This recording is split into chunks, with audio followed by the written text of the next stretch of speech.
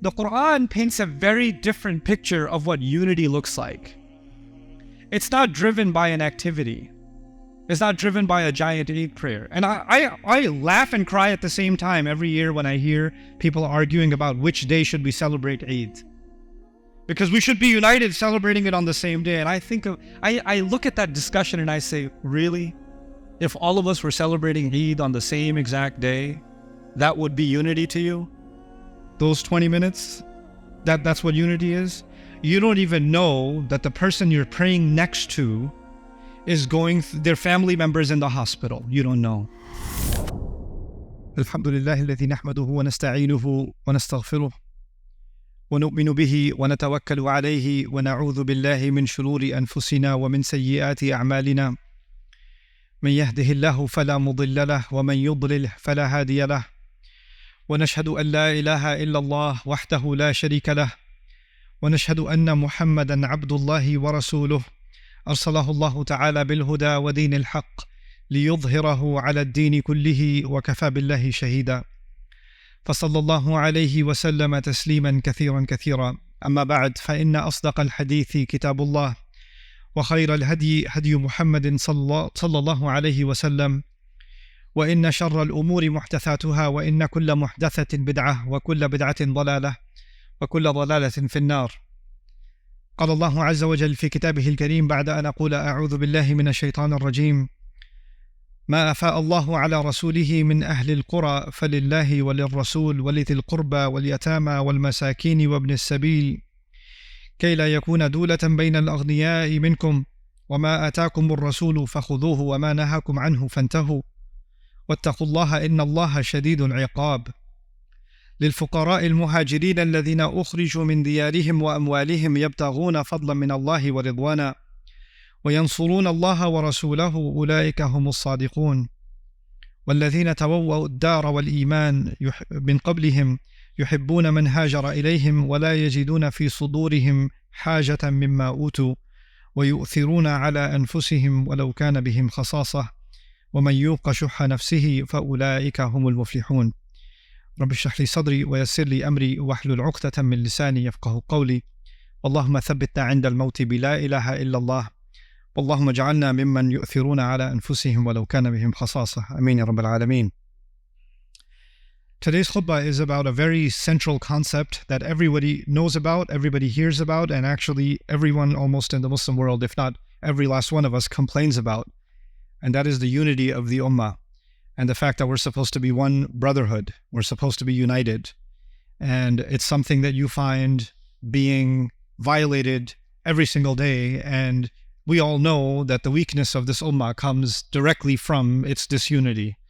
If we were a united force, even if four families are united, 4 tribes are united, 4 villages are united, 4 cities are united, 4 countries are united, that becomes a force. What to speak of 20% of the world's population?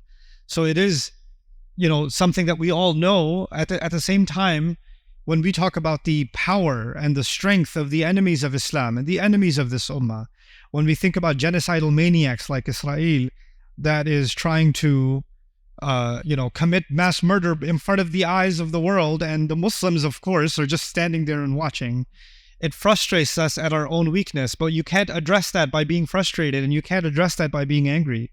You have to address the root of the problem. Why are we paralyzed? And one of the most practical answers to that question is we're not united. We don't have one voice. We don't speak as one. And how do you even get there? That seems like an impossible thing to achieve, right? It just seems like it's so, forget about the resources and the economic, financial, technological, military resources of those that would wish us harm. Forget about that. That's not even a big challenge. The real challenge is internal. The real challenge is what we have within ourselves. And I wanted to not just give a kind of a rah-rah speech about the unity of the ummah, because you've heard a million of those and so have I. But I wanted to actually start at the root of the problem. Let's think about this another way. If you saw a perfectly good field and there's nothing growing on it, and you're saying, there's nothing growing here. What's the matter with this place? Well, you didn't put a seed in. You didn't take care of the soil. You didn't water it. You didn't And then you're complaining there's nothing growing here? And once you do put the seed in, and you do supply it with water, and you do make sure it gets plenty of sun, and you do make sure that the insects and the infestations that come get cleaned up regularly, if you're not doing that, then you have no right to complain. And if you are doing that, if I am doing that, then I can't put a seed in yesterday and then say, where's my tree? I don't see a tree. What's wrong with this thing? I don't, forget it. Why am I bothering? What do I even have to care?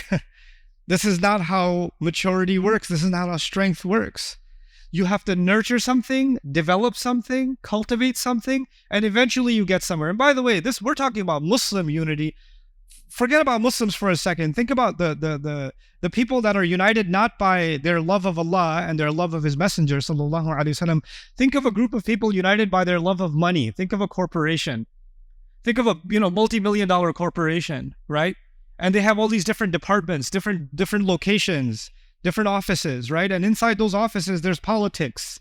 And those people are not united with each other. They're trying to cut each other's throats. And what do these companies do? They have multi-million-dollar investments into team-building exercises and company cohesion and office parties and all this kind of stuff just to get people to feel united with each other and to not undercut each other and to develop a sense of belonging to each other. But what is it behind all of that? What is it that's uniting these people, these professionals? What is uniting these engineers and these programmers and these accountants and these designers and all these people in this giant office? What unites them is a common cause. We all got to make more money, right? And what are they gonna celebrate at the end of the year? Well, our sales went up 20%. This is what unites us. This is why we're an unstoppable force. Like, in their mind, it's this financial incentive. That's what unites them. That's what drives their entire motivation. So the first thing that I can tell you is there are people that otherwise would hate each other's guts, but they're united by a common cause. And sometimes that common cause is not that significant. It's just money, or it's just fame, or it's just there could be two athletes that hate each other's guts, but they're on the same team and they're fighting for the championship. They're acting like a team. They're united.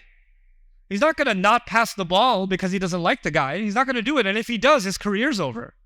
They're going to act like a team.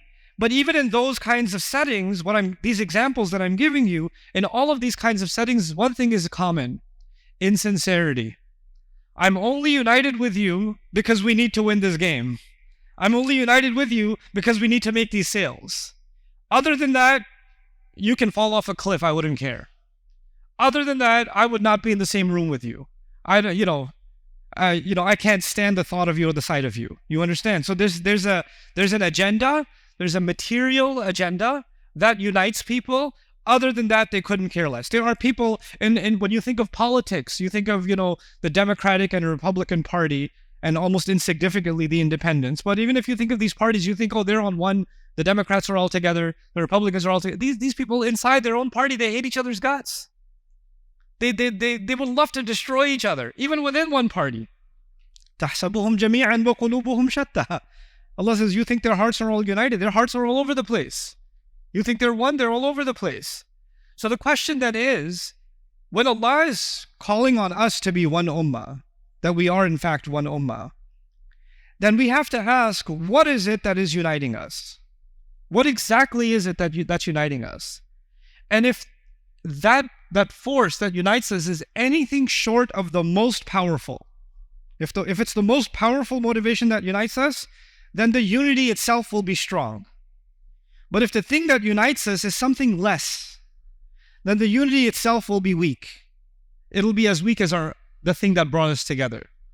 So for example, now we're sitting in this masjid in Fort Worth, and we're all coming from different. Some of you are coming from work, some of you are coming from home, some of you are coming from your businesses. You're all coming and sitting here in this masjid together. The men here, the women here, the children here. And all of us that are here together, we're united by this desire to worship Allah. That's what we're united by. But actually, right after this is done, we're all going to go back individually. So even though there's a few hundred of us, even 1,000 of us, if we're all together, we're actually 1,000 individuals. We're not united except by an act. We came and performed an act together, and then we left. That's it. This was not a demonstration of unity.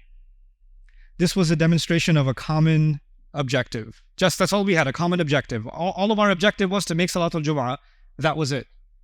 This does not show that this community is united in any way. This doesn't show that. This is about, because our purpose is, it's a sincere purpose, it's worship. But if you're just united by an objective, and that's all it is, then as soon as that objective is over, your unity is over. Nothing else matters. I just want my kids to go to the masjid. I just want my kids to learn some Quran. I just want to be, I just want to feel connected to Islam in some way. That's all. If that's all your connection is, then that's all it is. Once that is met, you have no other interest. You have no other purpose. The Quran paints a very different picture of what unity looks like. It's not driven by an activity. It's not driven by a giant Eid prayer. And I laugh and cry at the same time every year when I hear people arguing about which day should we celebrate Eid. Because we should be united celebrating it on the same day. And I look at that discussion and I say, really? If all of us were celebrating Eid on the same exact day, that would be unity to you? Those 20 minutes? That's what unity is? You don't even know that the person you're praying next to is their family members in the hospital. You don't know. You don't even know this woman just lost her business, or this one just lost their dad, or this one just, lost their job, or this one's going through a health crisis, or this one's going through, you don't know. So what's the unity? A picture that shows lots of people standing together? That's unity. We have artificial, meaningless, I would argue, artificial and meaningless standards of unity. And that's why when we complain that we don't have unity, our complaint is also meaningless. It's the same as what I mentioned before. You're standing in front of a field, nothing is growing, and you're like, hey, there's nothing growing here. Wow, how come it's not there already for me? It should already exist and I could just walk into a garden. No. Unless you're ready to be the gardener, there's nothing to complain about. So let's take a step back a little bit and think about that. And I'm first and foremost going to talk to the men. And I just want you to sisters, bear with me. Your turn will come. If not today, one day, inshallah. But for now, I'm just going to address the men. For many men in the Muslim community, and I've had many, many conversations with lots and lots of men across the Muslim communities in the world and also in the United States.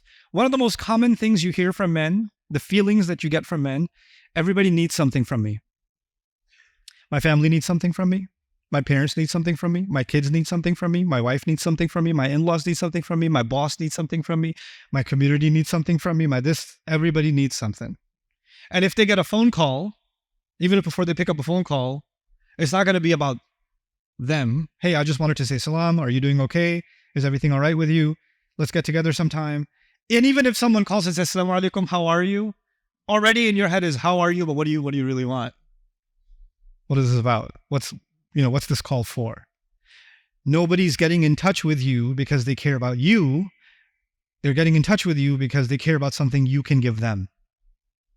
So either you're a cash register, or you're a service dispenser, or you're a connector. That's all you are. You're just there to be utilized. You're a tool to be used. And that's it. Nobody else cares about you. Nobody actually sees you for who you are, right? And then you come to the masjid and you hear Muslims are all brothers. Assalamu alaikum, brother. And you give each other hugs and salams and dua for each other and all of that. That's great. And the moment you say, hey, can I talk to you for a minute? I'm busy. I'm kind of busy right now. Because nobody has time for you. Nobody has time for you. And take it a step further, when in many families, people depend on you. They depend on you. You're providing, for example, right? And then all of a sudden you get sick and you lose your job. Not only do you lose your job, you lose your respect in the family. People don't look at you the same way anymore. Nobody calls you, and they used to call you all the time. They don't call you anymore. They don't check up on you. Nothing. In fact, they're avoiding you as best as possible. You know why? Because all of a sudden you went from someone who was giving to someone who might be asking. So let's stay away from someone who might be asking. If this is the condition even inside of our families, what do you imagine is the condition when we expand it a little bit to a level of a community? What happens then? What happens when people feel nobody actually cares about them. And we happen to live in a society. The United States is different from Denmark. It's different from Germany. It's even different from Canada. Let me tell you something that you already know about the United States. This is the poster child of capitalism. And capitalism is, you got to look out for number one. Nobody cares about you. You got to care for yourself. Nobody's coming for you. So we already breathe capitalism in every day. And on top of that, in your personal lives, in our community lives, it's demonstrated over and over again that even though there is some level of camaraderie between us, salam and dua between us, it doesn't go past formalities. It's not actual brotherhood. Here's the litmus test for what real brotherhood looks like. If I'm really going through a crisis, if there's something terrible I'm going through, is there someone I can call immediately? Who would I think of calling immediately? And would it be the brothers at the masjid? Would it be the people I hang out with? Would it be the people? Who would it be? And if you have those people in your life, then you have some level of brotherhood in your life. But if you have to think twice, if I tell this person, what are they going to think of me? If I tell this person, how will they use it against me? You have to calculate whether or not you should share what's troubling you with someone, because you don't know if they're going to go talk to 20 other people about you. You're going to become the interesting topic at an Eid dinner. You know what this brother told me? He was going through. Oh my God. You don't want to become somebody else's entertaining story. So you keep your mouth shut. You know what that means? You don't have brotherhood in your life. You don't have, the satr that a believer is supposed to give to the other believer. You simply don't have it. You don't have, and let's take even another step. But before I come to the ayat that I really want to share with you today, take another step. There are people in our community, young men, older men, that fail. Failure is a part of life. You fail in an exam. It happens. You fail in a job interview. It happens. You can also fail in your deen. Some young man can go through some depression and start drinking alcohol. It happens. This occurs. Somebody might end up in haram situations, might go down a path, drugs, alcohol, you name it, all of it, the worst of it. And they could keep going down and keep going down. You know what? When they fall, if you had a family member, if you were walking with your child and your child fell, what would you do? You would just pick them up, scrape them off, help heal. If you put some Band-Aid on, put some antiseptic on. Let's heal this person. Let's fix them. What happens in our communities, in our circles, when somebody falls? Oh my God. Astaghfirullah. Look at the youth nowadays. You know what I found out? Abdul Kareem, you know what he's doing? La hawla wa la quwwata illa billah. I saw him coming out of this place, or I saw him doing this. I saw inna lillahi wa inna ilayhi raji'un. Bro, somebody should talk to him.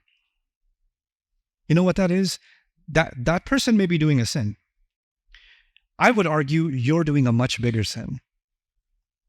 If that is a crime against Allah, you running your mouth about the dignity of your fellow brother to other people, and then saying astaghfirullah as if you genuinely care, because if you genuinely cared, number one, your mouth would be shut. And the only time it would open is to go reach out to him and give him a hug and say, hey, I'm here for you if you ever need to talk, and it will die with me. That would be you as a brother. That would be you as a brother. But that's not brotherhood. This whole, I'm so concerned about our youth and artificial conversation. This is not brotherhood. This is, I don't know what that is. Backstabbing at least. That's what that is. But that's the reality that we've created for ourselves. And then we have the audacity to say, why isn't the ummah united? The billions of us. Man, can you show me a dozen of us united? How about 24? How about a couple of hundred before we talk about billions of people being united? So now come back to what was happening with the Sahaba. And what did the Quran praise so much? This is one of the most fascinating places in the Quran. Very briefly, I'll tell you the story. Rasulullah sallallahu alaihi wasallam was given a remarkable victory at Khaybar. Before Khaybar, Muslims were basically bankrupt. Basically had no money. After Khaybar, all of a sudden, we were millionaires. Millions came in assets, the way if you want to count it in today's values. Millions in real estate, agriculture, recurring revenues, all of that all of a sudden came into Medina. And just before this happened, the Muslims were barely getting by. I mean, there are narrations of the Prophet himself, sallallahu alaihi wasallam, having to turn his daughter away because he didn't have food to even give her while she was starving for 3 days herself or 2 days herself. And he had stones tied to his belly because of the, the pains in his own stomach. This was the state of the Muslims. This was the governor of Medina, sallallahu alaihi wasallam, starving. And then after Khaybar, all of a sudden, millions have come in. Now, let's think about this for a second. The Muhajiroon came from Mecca, yes? They came from Mecca. They left everything behind. But the people in Medina were poor to begin with. They weren't rich. They didn't have a 3-bedroom house. They didn't have a 2-bedroom house. They didn't even have bedrooms. But now all these people came and they got to stay somewhere. And so what did the Ansar do? What did the migrants of Medina or the Ansar of Medina do? They housed the Muhajiroon. Now they barely had enough food for themselves. Now they've got more mouths to feed. You understand? And those people, they're a major, major expense. Then on top of that, not only is that an expense, 6 months after the Prophet ﷺ gets to Medina, we're getting ready for war. Badr is about to happen. And when you're preparing for war, if you know nothing about war, you should know war is expensive. Who's going to spend the money on war? Well, the Muhajiroon don't have any money because they left all of their money behind. Who's going to do all the expense? Who's going to have to make all the money and spend it? It's going to be the Ansar. So the Ansar are taking care of the Muhajiroon, and now they're financing the bulk of whatever they can come up with to fight for the cause of Allah. From their perspective, as soon as they accepted Islam, they don't have their private life anymore. They have to share their little tiny space with somebody else. They can't eat a meal by themselves. Somebody else has to share that meal with them. Nowadays they say this immigration problem, we should have built a wall. Right? They're living it. They're living it. It's easy to read in a textbook, oh, the Ansar were supporting the Muhajiroon. Bro, if somebody comes to your house and stays with you for 6 months, your cousin, your brother comes over for 2 days. 2 days is the limit. You're here for Eid. Eid is done. See you next Eid. And you know what? I'll come over next Eid to your house. Somebody decides to stay in your house for 6 months, a year, indefinitely. Eventually, you're going to get annoyed, man. It's going to start catching up. Okay, you're my brother in Islam, but can you not sit over there? That's my spot. You're my brother in Islam, but you ate the chicken. The one chicken I had, you ate it. Who took this orange? Who did this? Who did that? Oh, who left this mess? God, man. Wouldn't it start building up? They're human. They're human. And on top of that, they're going to war. And the majority of the shuhada, the majority of the people that were killed in both Badr and Uhud were the Ansar. They were the people of Medina. So we're spending, we're giving up our homes, and we're getting killed. All of this is happening. And it continued to happen. And they kept giving and giving and giving and giving and giving. And finally, we're millionaires. Khaybar happens, we got the millions. So if I'm an Ansari, and I'm not, but I use my imagination. If I was one of the Ansar, I'm like, finally, time for some refund. Kuch to wapas mile. Something will come back. Akhiran, right? So I'm waiting for the announcement because I spent all this money. I gave my housing. I'm going to get something back now that we have all this ghanima. Listen to these ayat. Ma afa Allahu ala rasulihi. Whatever Allah acquired, allowed to be acquired, that, through His messenger, min ahlil qura, from the people of those towns, meaning Khaybar, falillah, it belongs to Allah. Number one, a share goes for Allah. That's it. I won't explain what this means another time. Okay, Allah, I understand. Next. Walil Rasul. Oh, next one it goes to the Messenger, sallallahu alaihi wasallam. The Rasul and his family. Okay. All right, that's fine. Walidil Qurba, and close relatives. Wal Masaki, Wal Yatama, and orphans. And I'm the Ansari looking around like, okay, orphans. Maybe I'm next. Wal Masakin, and poor people. Okay, now the poor people are done. Can we get to us now? Wabn as-sabil. And even people who are traveling and they need help. Money will go to them.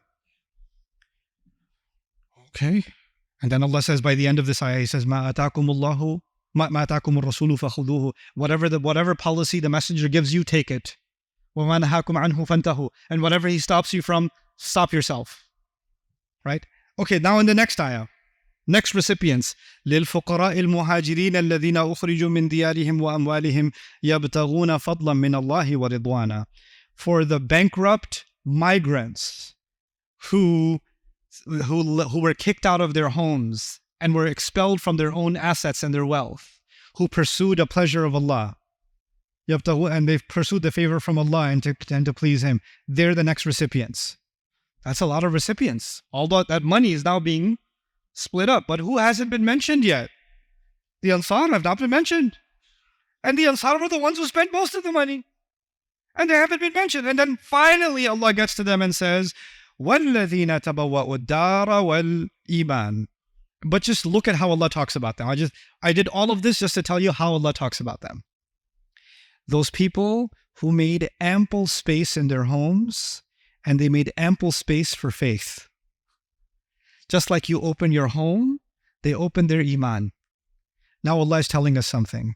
Part of my iman is how much space do I make for my fellow brother. That's part of my iman. Iman is not just in salah. Iman is when I open up my heart for my fellow brother. And Allah says, these people, they had open hearts. In other words, I was pretending to be annoyed that the Ansar were not mentioned. The Ansar never felt that. They didn't feel that. They had just like their iman, their hearts were open.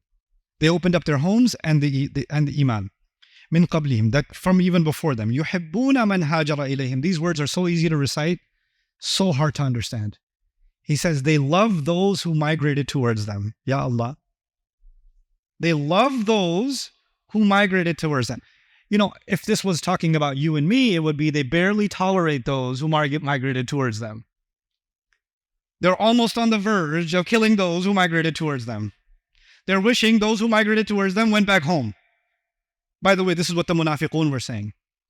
رَجَعْنَا إِلَى الْمَدِينَةِ لَيُخْرِجَنَّ الْأَعَزُّ مِنْهَا الْأَذَلَّ. This is what the munafiqun, the hypocrites were saying. They should just go back home. That's what they were saying. So what does it mean? Opening your heart for your fellow brother, taking care of everything they need, not just financially, because this didn't just require financial help, you understand. This required you making space in your heart for someone to just literally take over your home. And, endlessly. And so Allah says, يُحِبُّونَ مَنْ هَاجَرَ إِلَيْهِمْ وَلَا يَجِدُونَ فِي صُدُورِهِمْ حَاجَةً مِمَّا أُوتُوا. And they don't allow for any discomfort in their chests because of whatever responsibilities they were given. They never feel discomforted because they're helping someone. They're never feeling discomforted because that's my brother, that's my sister, that's my family. Allah said, that's my family. This bond of La ilaha illallah, it's thicker than blood. That's all that matters. Family first. Ummah first. This is their mindset. When you think of an immigration crisis, we live in America, so we're thinking about like Mexican immigration or illegal immigration or whatever, right? Refugees and all this kind of stuff. Go to the Muslim world. Go to Pakistan. You have Afghani immigrants. Go to Malaysia. You have Indian immigrants. Muslim also. Go to different Muslim countries and you have other Muslim immigrants. Go to Turkey, you have Syrian immigrants. And they're both Muslim. They're both Muslim. What's the conversation like from the Muslims to those who migrated towards them? What's the attitude in all of these places and dozens of others? What's the attitude? They talk about them the same way Trump talks about immigrants. Same way. Actually, they talk about it worse. Trump is nicer by comparison. Look at that and look at what the Quran is saying. يُحِبُّونَ مَنْ هَاجَرَ إِلَيْهِمْ وَلَا And how many people are actually stopped at the border and are living in basically camps around the Muslim world from other Muslim countries? Can't even get in. And there for generations. Like kids are born and raised in those camps. In those camps. وَلَا يَجِدُونَ فِي صُدُورِهِمْ حَاجَةً مِمَّا أُوتُوا وَيُؤْثِرُونَ عَلَىٰ أَنفُسِهِمْ وَلَوْ كَانَ بِهِمْ خَصَاصَةٌ. And they give other people preference over themselves, even though themselves they are starving. They give preference over themselves. They lay themselves out for others, even if they're starving. This is a pretty high standard. Allah described the whatever monies came in, go to Allah, go to the messenger, go to the poor, go to the fuqara, go to the Muhajiroon, and then He described the Ansar in a way that He's such a long ayah just dedicated just to the Ansar and what they do. and how much Allah appreciates them. And he ends with وَمَنْ يُوقَ شُحَّ نَفْسِهِ فَأُولَٰئِكَ هُمُ الْمُفْلِحُونَ. Whoever can protect themselves from the greed and the selfishness that they have inside of themselves, like I need protection from a part of myself. Inside myself is greed and selfishness. All of us have it. Allah says we have shuh. And we need protection, not just from shaitan, not just from the enemy. I need protection from my own shuh. People who can be protected from that inside of themselves, those are the people that have achieved success. فَأُولَٰئِكَ هُمُ الْمُفْلِحُونَ. I want myself, I want you, in our immediate circles, to start rethinking what unity means. Because the unity in the Quran is actually a unity felt inside. It's not just a unity that looks like unity. It's not like unity just the same words, or we dress similar so we're unified, or we have the same, we follow the same madhab, therefore we're unified. We have the similar length of beard, so we're unified. Our ankles are above the same height, so we're unified. We like the same speaker, so we're unified. All of this is nonsense. All of this is meaningless. True unity, you see your brother, the moment they say salam to you, everything else, every other filter disappears. وَلَا تَقُولُوا لِمَنْ أَلْقَى إِلَيْكُمُ السَّلَامَ لَسْتَ مُؤْمِنًا. That's it. That's all you get. They say salam to you, they are your brother, you're there for them, they're there for you. We will not know what unity means if we don't build it, if we don't cultivate it. And you and I can cultivate it when we start individually in our own circles to start building unity, to start actually connecting with people. Last thing I'll say about this, I've taken too long already. The last thing I'll share with you is that I've been in the Muslim space and khutbahs and durus and activism since I was 18, 19 years old. This is going back like 25 years, 26 years. I've been in this space a long time. I've been in halaqas and with, hanging out with imams and people that are doing Islamic conventions, conversations, all this circle, right? And, you make friends in that circle and you talk about Islam, you talk about the problem of the ummah, you talk about this ayah, or you talk about that hadith, or you talk about history, you talk about all kinds of things. One thing for 25 years, nobody ever talked about in my circle, and I never talked to anybody about what they might be going through in their personal life. There were people in my circle that were struggling with all kinds of things, depression, anxiety, even sometimes suicidal ideation, a difficult divorce, child custody, deportation. All kinds of things are going on. You would not know because they know something. This is not the place to talk about those things. These guys don't care. They just care about the halaqah. They just care about, can you do this program or can you do that? That's all they care about. That's all. And by comparison, I went to a church just to see what they do. Just on a Wednesday night. And a local church here in Texas. They make a circle. First, they're singing and all that stuff they do, 5-7 minutes. They spent an hour. You know what they spent an hour doing? The minister, he said, "Hey, what's your name? I haven't seen you before." "My name's Frank." "Tell me about yourself, Frank." "Oh, this. Tell me, Frank, is there something we should pray for?" "Yeah, my daughter won't talk to me." "Let's pray for that." Everybody, let's pray for Frank. Next guy, next lady. "What are you going through? Let's make dua for you." "What are you going through? Let's make dua." Can you imagine? They're doing that, and these people don't know each other, and by the end of it, they're giving each other hugs. And this guy comes to me, "Hey, I had a same thing happen with my daughter. We should connect sometime. We should talk sometime." I thought, that means a lot. And I'm watching this in awe. We're supposed to be the people of haqq, right? We're supposed to be the people أَذِلَّةٍ عَلَى الْمُؤْمِنِينَ. We're supposed to be يُؤْثِرُونَ عَلَى أَنفُسِهِمْ. All of these ayat, I saw them being practiced by people that don't even share our faith. And all these years in the masajid of Allah, in the community, and I don't see this. I see barely a glimpse of it. We need to nurture care. We need to nurture ukhuwah. That's where unity comes from. It doesn't come from videos and speeches and talks. It comes from you and me actually connecting, deeply connecting. May Allah Azza wa Jal make us a people of genuine unity. And may Allah Azza wa Jal allow us to be sincere with one another and let go of artificial connection and attachments and replace them with the strongest, deepest, and most authentic attachments. Barakallahu li wa lakum. Assalamu alaikum wa rahmatullah. Assalamu alaikum, everyone. There are almost 50,000 students around the world that are interested, on top of the students we have, in studying the Quran and its meanings and being able to learn that and share that with family and friends. And they need sponsorships, which is not very expensive. So if you can help sponsor students on Bayyinah TV, please do so and visit our sponsorship page. I appreciate it so much, and pray that Allah gives our mission success and we're able to share the meanings of the Quran and the beauty of it the world over.